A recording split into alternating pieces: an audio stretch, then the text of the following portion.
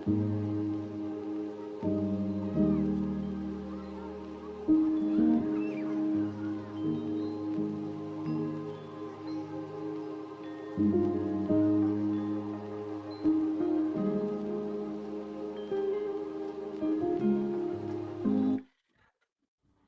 afternoon. This is your host, Stedman Fry, along with my co-host, Amanda Goodman-Berry and Flex McGee, joined with special guest, Mike Mamer, with Delta Workers Unite, the Working Class Podcast, your newest resource for news, updates, and information on the state of the union drive and how you can get involved. We'll bring you interviews and stories from workers just like you and us who want to share happenings as they see them. We'll also be debunking the falsehoods and misconceptions about the union and giving you the tools to do the same. Please remember to like, share, subscribe, and hit the notification bell so that you will know when we post or go live. Thank you.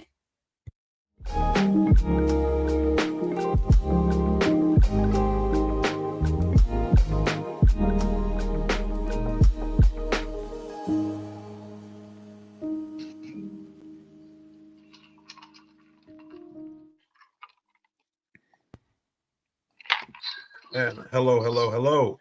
Yo, yo. How's everyone What's tonight? good, people? Everybody, man, I'm good. How's everybody doing tonight, man? Everybody doing good over this way.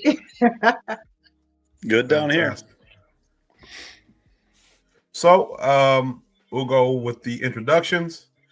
I'll pass it off to Amanda to introduce herself first, and we'll pass it on down the line. I'm Amanda Goodman-Berry, AGB from Minneapolis Ramp. Yesterday made 27 years for me, and I'm happy to be here. Yay! I have an All righty, I'll throw it over to Flex. Yo, you know what it is, man. It's your boy Flex McGee, ATL, Minneapolis, Memphis, Buffalo, Newark. I've been all over the place. Shout out to everybody.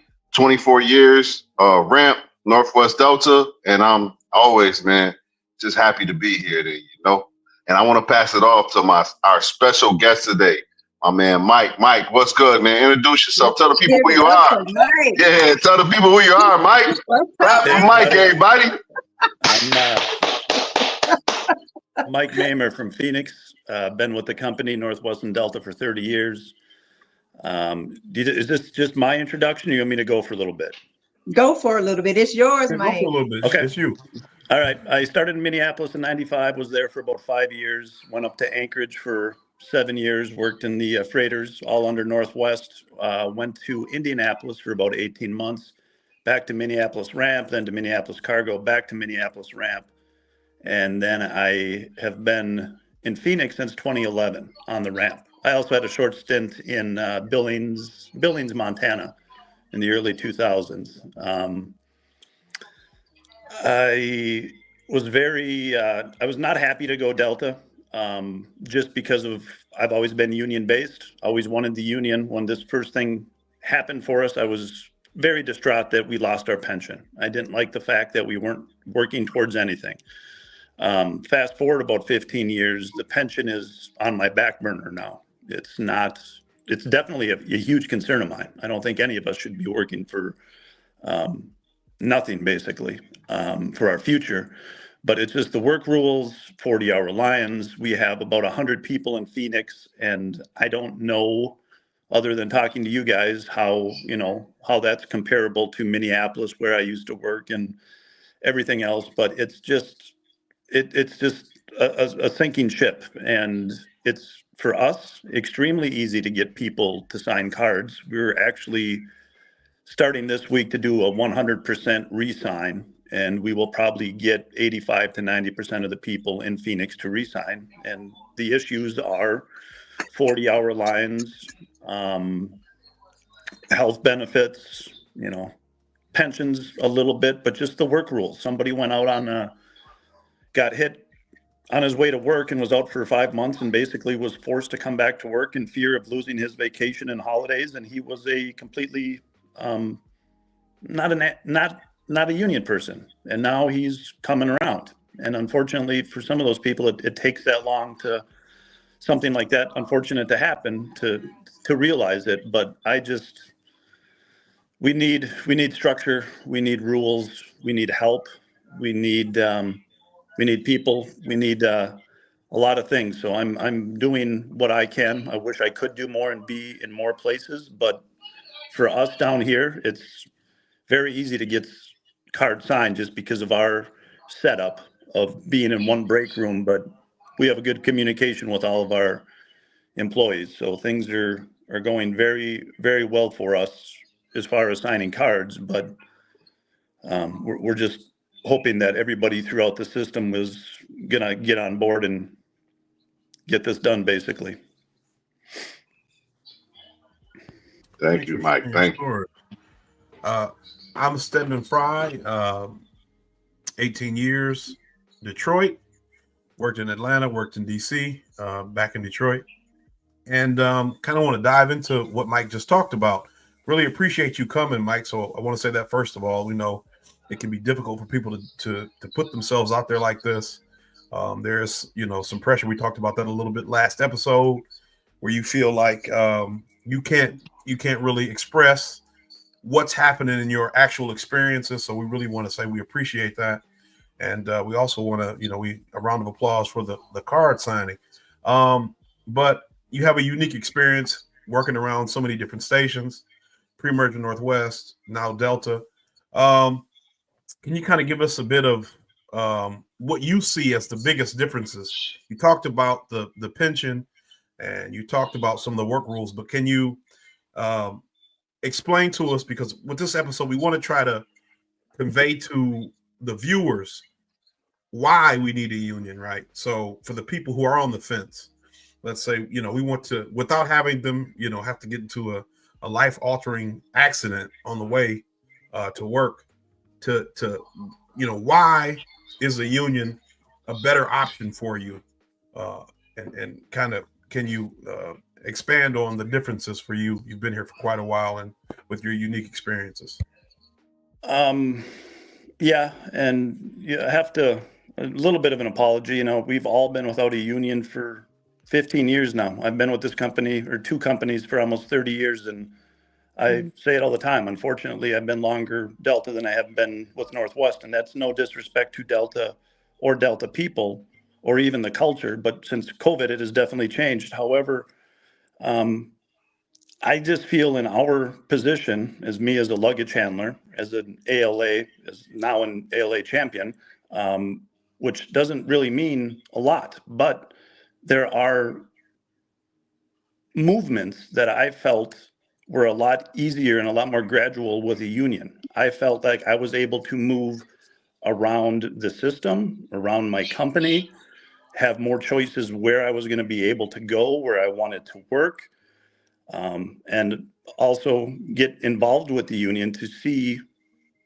different aspects of not just my job, but of the country, basically, and be able to move around it and be able to have a voice for better things for my, for employees. One of the biggest things that I really do miss is, for being in a union and being involved in a union, I've always liked knowing that I could look behind me and see the people that are just new and starting, and knew when I had a union that I was going to be able to drag those people up to exactly what I had, if not better.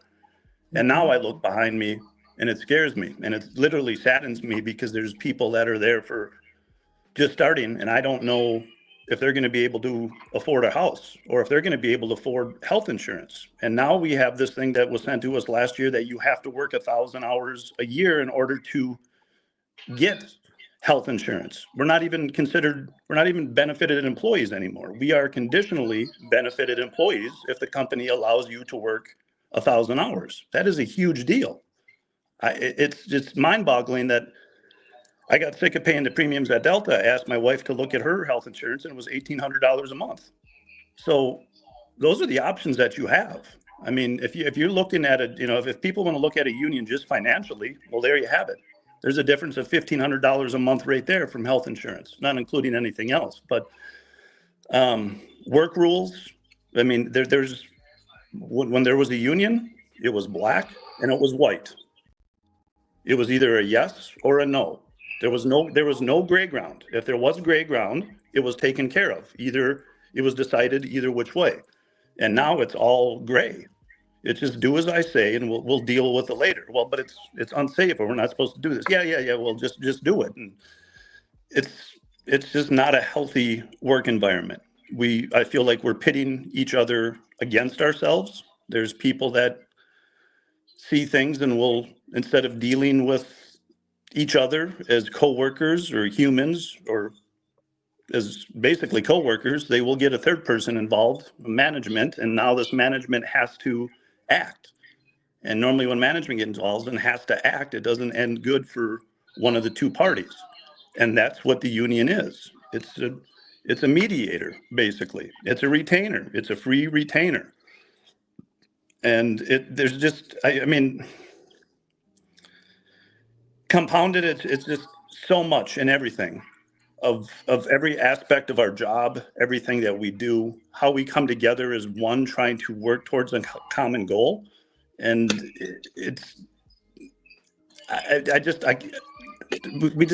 there's no stop in fighting and wanting for a union, because every day I go to work, I see the changes that are being worsened for us.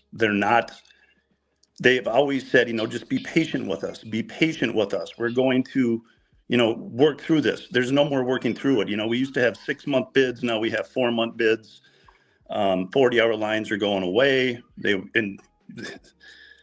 RTSM, they want you to find all these people that don't exist. They say we have plenty of people. It's just how we're allocating these people, but we're hiring 25 people.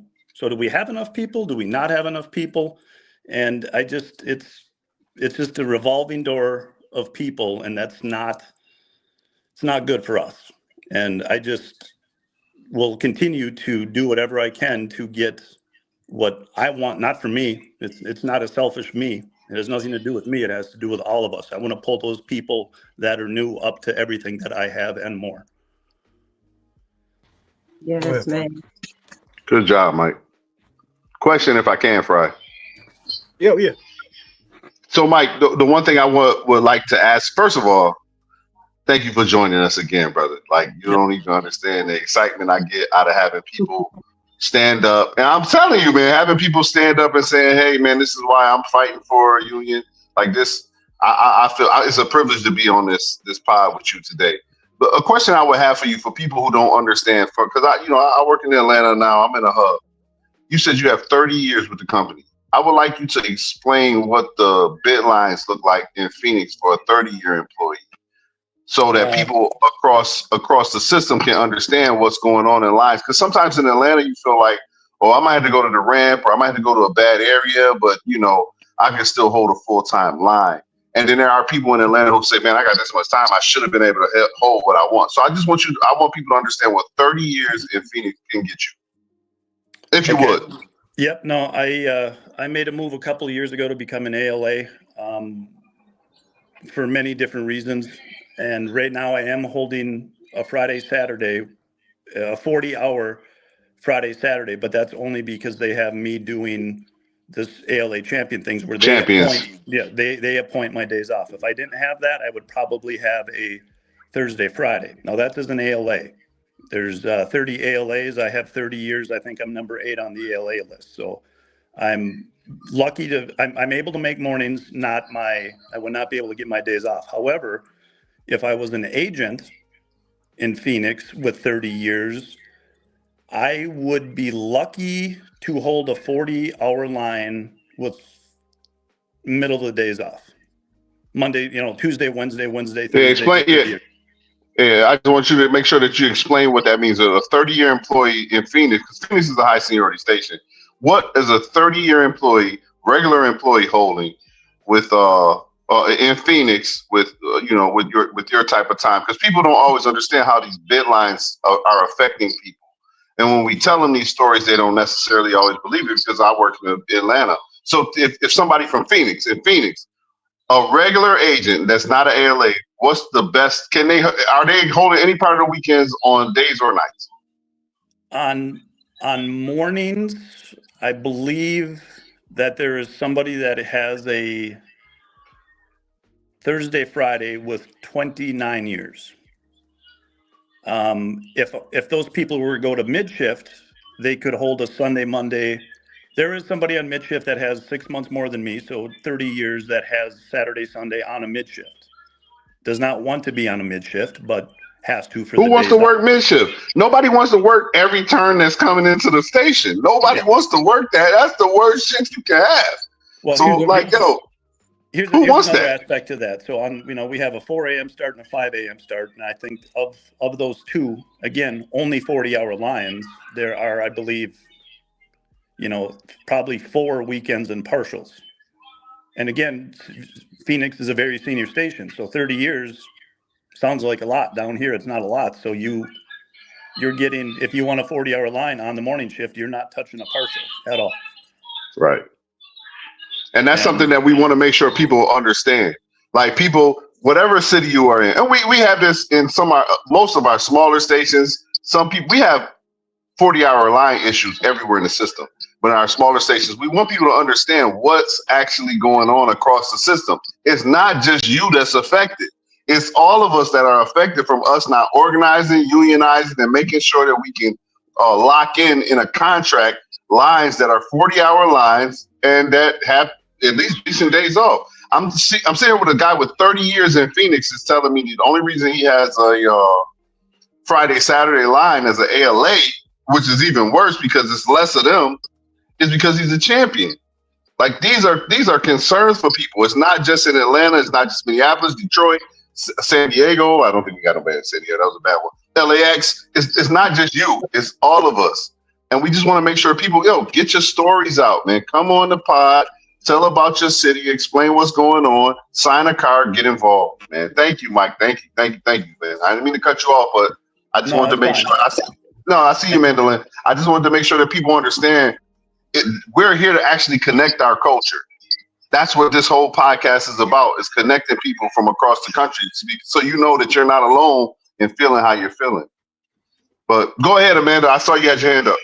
Yeah, and that leads us to what we wanted to read from Becky. She wasn't able to be here with us today live, but she did write a statement that she wanted to tell what is going on in Vegas. So if you got that up, it would be a good time to read that so that people can understand that this is not like Flex and Mike said, this is system-wide. This is not just one station. This is across the whole system that this is happening. So, Stephen, if you want to read that from Becky from Vegas, that would be great. And Becky, if you're listening, sorry you couldn't get on, but thanks for your statement. So I've got Becky's letter here. Hi, everyone. Thank you for inviting me. Sorry I couldn't be there in real time. I wanted to fill you all in on Las Vegas' status in the drive. We currently have 138 valid cards and 21 expired cards. When it comes to expired cards, there's no hesitation in re-signing. Our struggle in re-signing is having someone on property at the same time as the expired cards to collect a new card. So this is something you kind of talked about, Mike. That you don't have a real issue with getting re-signs. People are really ready to re-sign. Kyle and Wes from IM went door knocking last week, so hopefully that helps us close the gap a little bit. As a station, we are at our wits' end with all the shenanigans. The strongest driving point is our bid lines and losing 40-hour lines every bid. A 20-year employee is barely holding 40 hours, and it comes with Tuesday, Wednesday, or Wednesday, Thursdays off. Next would be staffing in general. As the person who does RTSM, which is the real-time staffing module, constantly fighting for more people is just exhausting, which I know is an issue system-wide. They force feed us safety rules daily, but will allow one person in the bin with no power stove. I have no problem challenging this safety violation or any other. Unlike them, I truly care about my team. I want them to go home the same way they came in. And I want to pause here because this is something I talked about last show when we were talking about what can people do to kind of hold management accountable, and be a beacon for their employees to see how a person who is advocating for the union looks in real life, and it's not some abstract on a printout. And we talked about getting a notebook and taking notes, and this is another way. You have to make sure that you are being an example, that you're following the work rules. Mike talked about it. When we had a union, there was black and white work rules. There wasn't a gray area. So because the company now allows a gray area, we have to make sure that if we're trying to stand up as union people who want a union, that we operate in the black or the white and not in the gray area. We need to be an example. We need to hold management accountable to the rules that they set up, so that we can make sure that things do get better, and so that our coworkers can see how things are supposed to be.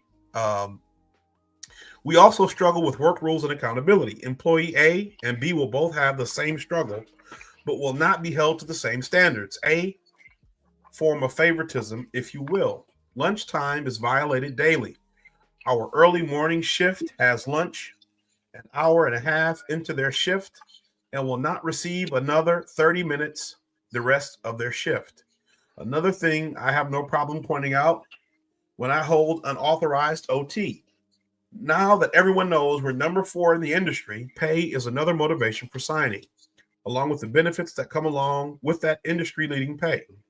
A lot of my team is on the younger side, so they don't think about a pension until we have a conversation about it and compare it to today's world. Bump caps, don't get me started. We're in the desert. The surface temperature on the tarmac was 152 degrees. The air temperature was over 115. And yet we still had conversations, and she put air quotes or scary quotes, about not wearing them at all times. They even created a fake bulletin from the county stating we must wear them.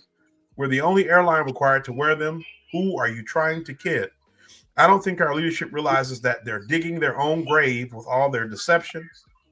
We are a tiny equation at this airport. If they don't get their information from me, they're getting it from their friends at other airlines like Southwest, American, and United. Everyone here knows what they're worth and what they're missing out on because their company is run strictly on greed. Now is the time to stand together as one and fight for what is our right. I am all in solidarity, Becky. And she says, thanks for all you do. So I think, that was really a pertinent, especially, similar region to Mike. And yeah, we're going to give a round of applause. Give it up for Becky, man. Give it up for Becky one time, man. Because those were, give it up for Becky, man. Thank you, Becky. We look forward to moving forward and having you on the pod sooner or later. Right. But those were really powerful words, and I think they echoed Mike. And I think those are words that will reverberate with everybody all around the system. We can all relate to staffing issues. Mike, I mean, from what you said, it's almost as if you read this or, read this ahead of time or wrote this yourself. You have issues with staffing. You have issues with shifts. You have issues with safety. And, it's lip service, just like we talked about last episode with the revolving door. Mike even said it today. There's a revolving door of policies and lip service and no action. And so, what I guess the overall theme of this podcast is to show you from people on the ground, just like you listening to us, that that the issues we have are universal, and that through a union we can make that change. We can improve those conditions. This is something I wanted to ask Amanda. Last comment, I believe it was from Flex. When we're talking about the staffing, right? A 30-year employee holding midweek shift, if they're lucky, in Phoenix, right? Or Becky says a 20-year employee holding midweek days off. Let's try to make that correlate to having a union. So how would things be different with a union? How would this process look different? Whether it be from shifts or whether that be from days off, what would that look like with a union that would improve the working conditions for all of us employees at Delta? To my understanding, and you can correct me if I'm wrong here, Flex, Mamer, you guys, but with a union, it would be even. A union would have to, the company would have to agree with the lines, the number of lines we have, whether that be full-time, part-time. It would be an agreement. That's where that gray area would go away. Uh, and also with the union, it would add more value. Uh, I think that right now the company is hiring quantity and they're not hiring quality. So, which is why we have such a high turnover. But with the union, we will be able to have that quality back at the job again, that hope back at the job again. And also, even with the overtime and different things like that, you hear a lot of people saying, I didn't get overtime, but someone else got overtime. So it would even out that playing ground. So I think that the union would give the job hope again. The union would give the job joy again. The union would bring back in stability again. There's no stability. And what people really don't understand when we say at will, we really are at will employees. And just like us being on here today, we pose a high risk, but if we don't do it, who will do it? So having a union, you won't be afraid to use your voice, use your platform. And today we utilize that platform to be able to say, you know what? We want a union. We stand with the union. And the benefits of having a union. And the most important benefit is having a voice and having each other. And just know when you walk in a room, you don't walk in that room by yourself. You get to say, I want my union right. And that's a good feeling. So that's why we're fighting so hard. It's a big picture, but we're just giving just a small piece of the picture. So if anyone else want to echo off of that, feel free. I want to be able to sit at the table and negotiate. We look in at the pilots, the meteorologists, other groups that get to go behind a closed door and make their future. They get to make their rules. They get to negotiate what happens in their job. Right now, we don't even get invited into the building. It's not like we're sitting behind a closed door waiting for them to come out saying what they're going to give us. They just make up their rules and we live by them. I just want a seat at the table. I would like to be able to live in America and have choices, to make choices for myself, not just for myself. This is not a selfish thing. None of us are here for ourselves. It's for a group of how many thousands of people that we want to better everybody's life. I want to make, I want to sit down with my family together and eat. That's what we are, right? One big happy family. One big happy family doesn't exclude people. We should be sitting at the table, negotiating and figuring out what's best for each of us. That's what a union will be able to give us. It would give you a voice, as Amanda said, to better things that you see completely wrong. That's what I want. I want to sit at the table. Absolutely. And I think those are really great points. And I think it's important for us in this organizing to make sure we emphasize to people that you deserve that. I think for a lot of people who work, especially the type of job we do, we get taken for granted on all ends. And sometimes I think we can perpetuate that. And we think that our job isn't high skill or because it's not high skill, quote unquote, that it's not important and anybody can do it. And Mike, when you talked about after COVID, I think we all should be able to look, especially on the ramp, and see how in demand our job skills really are and how skillful the jobs we do really are. Because if anybody could do the jobs that we do, if anybody could stand in the 20-degree cold or the 115-degree heat, then they wouldn't have a shortage of people, right? And this is what you need to remember. So we have a high, even if it's just a high tolerance for pain, we've got a skill and we deserve to be compensated and respected for what we contribute to the overall benefit of this company, right? We're not asking for handouts. Nobody on this panel, and I've said this before, nobody who works, nobody who's involved in this drive is not a working person, right? We all go to work. We got almost 30 years or 30 years. We got 26 years. We got 27 years. We got 18 years. These are working people numbers. You don't get this much time at a job because you hide from work, right? We have the scars and the injuries and the bumps and the bruises to prove that we have put time and effort into this movement and into this company. And we deserve to be compensated, as Mike said, like the pilots, like the meteorologists, like anybody else who has a seat at the table, who gets to go into the rooms and have the door shut and have private conversations about how they can make their lives better.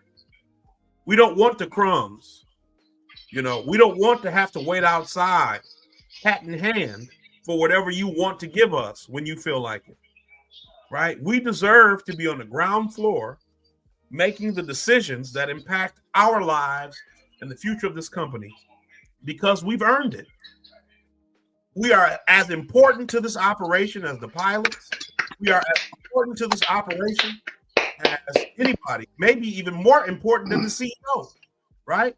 Because we saw that during COVID. We're the heroes, right? We put ourselves in harm's way to make sure people can get to and from where they're going safely. We're the first line of defense for all types of issues, right? And we deserve to be treated with respect and dignity as working people. We're not asking for a handout. I'd like that to be one thing that we can emphasize through this drive. We're not asking for anything. We're demanding to be well compensated for the time and effort and skill that we display for our years of service. The same way you expect a paycheck after 2 weeks when you do your job, consider this an extension of that, right? It's not charity. We deserve what we are owed because we work for it. So, Stedman, I just want to echo off of that. That was kind of like what I said on the Roland Martin show when I said we deserve short-term disability. We deserve long-term disability. We deserve all the benefits in the world because we are the benefit. We did this. The Delta workers brought Delta back. Not Delta itself is named the brand, but we brought Delta back. Delta frontline workers brought Delta back after COVID, and we continue to do that. So we're not asking for a handout. And I'm going to say it again, as I said it on the Roland Martin show. We're not asking you for anything. We've earned that. We've earned it, and we continue to earn that. And we continue to make Delta number one. And Delta need to understand making us number one in benefits in everything that we do. And like I said, stand to the side and let us have a vote. And let us go for it. So that's what I wanted to say. And we deserve everything that we've earned. And when you say unskilled, we are very skilled. You got very important people on that ramp. You got people with degrees on that ramp. You got people that is choosing not because they have to be there, because they want to be there. So Delta should be proud to have workers like ourselves that have stood the test of time. 27, 30 years, 18 years, 26 years. That took time to be there. And if we stay because there was a benefit in it. So we just want to see those benefits that we have rightfully, I'll say it again, we've earned it and we deserve to have it back again.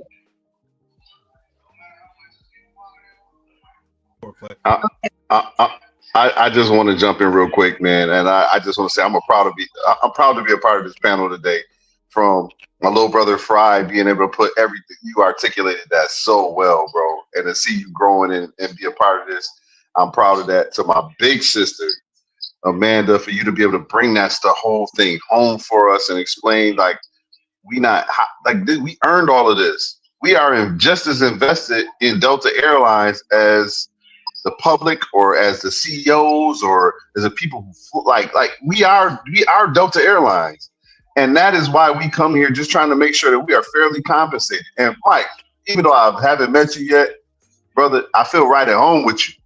Because you echo, or I echo, everything that you have in your issues as somebody who's worked all across the system as well. And to be a part of this, man, it's special. It's special to know that you have this type of passion and these type of people working with you in our movement, man. And I just want to echo everything that you guys were saying, the Delta employees, man. We earn this. We deserve this. And we are not the unskilled laborers that they try to make us be. You go to training every year, all day. It's always a reading sign. It's always something that they're trying to make sure that we say we understand. We are the difference. And I just need people to make sure that you understand that. No matter how they try to minimize us, we are the difference. The people who want to fly Delta, they want to fly Delta, not just because it's comfortable, but because we are the people who make sure that their bags get there. We are the people who make sure their flights land safely. We are the people who make sure that everything that happens in their situation, it goes smooth. Like, that's us. We are the difference. And I just want to make sure that I reiterate that to anybody that hears this. Never let anybody in any capacity minimize your contribution to Delta Airlines. And that's the reason why we're here. And I appreciate everybody that's listening, following, liking, subscribing, sharing, and joining, getting people to sign cards. And I'm, like I said, I'm especially proud to be a part of this pod today, man. I'm happy to be here. Absolutely. Absolutely. Mamer, anything you want to say? Because we're about to wrap her up. I'll give you the last Yeah, word. I would be glad to come back again if you guys don't. If you need some time to fill, there's more things to talk about, of course. But yes, thank you. And yeah, we are the difference. It's very easy to see we are. So just don't. We are the difference. Yeah. Thank you, Mike. Thank Thank you. you. Thank you. And you coming back too. Don't want you to make you feel like this is a one and done. You All right, coming sounds back, good. bro. All right. We got you. All right. So, All right, Stedman, take us home. all right. Well, getting ready to close. It's that time again. We appreciate all the guests, but I'll say as I say, thanks for tuning in with us. If you have questions that were not answered, or maybe a specific topic you'd like to have addressed, leave a comment and we will get back to you. Also, all available links to information and materials are posted in the description below. Remember, this podcast is powered by working people just like you in solidarity. Peace. Love, baby.